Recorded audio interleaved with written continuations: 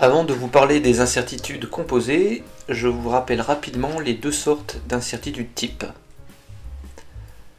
Pour évaluer l'incertitude sur une mesure, on peut utiliser un moyen statistique. C'est l'incertitude de type A. On réalise la même mesure de nombreuses fois. Ici, on va faire n mesures. Et on peut en déduire une valeur moyenne des mesures x.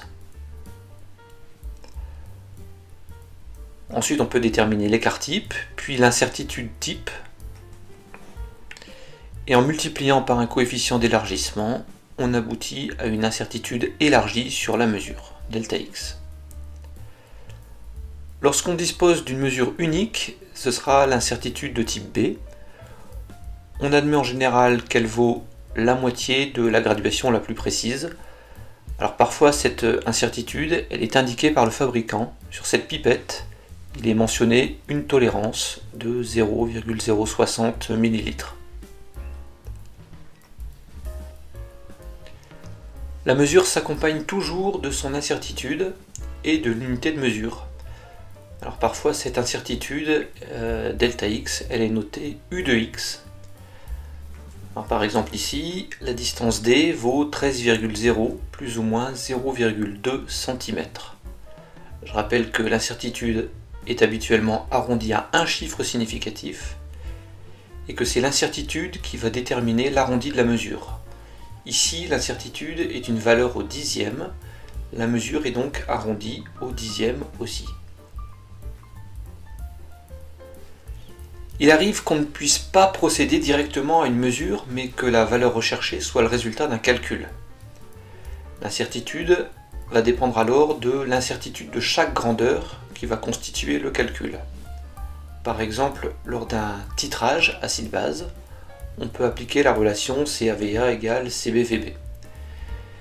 Et bien, si on veut exprimer CA, on aura donc CBVB divisé par VA. La formule qui va permettre de calculer l'incertitude sur la concentration A est la suivante. Alors cette formule fait apparaître l'incertitude sur CA, c'est U de CA, et elle fait apparaître les incertitudes U sur CB, VB et VA.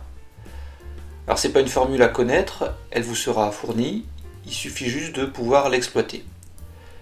Et je vous donne un petit exemple. Je reprends l'exemple du titrage acide-base. Alors supposons qu'on cherche à déterminer la concentration d'une solution acide. Dans un bécher, on a placé un volume d'acide de 10 ml, mesuré précisément avec une pipette. Donc 0,05, c'est l'incertitude sur cette mesure du volume d'acide. Dans la burette, on va placer une solution titrante de base.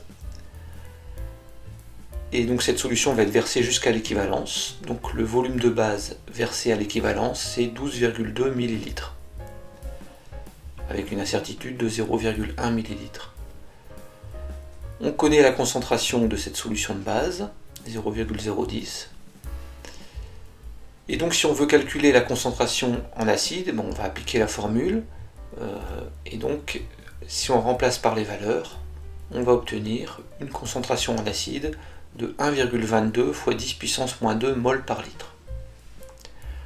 Alors maintenant qu'on a cette concentration, on va pouvoir déterminer son incertitude.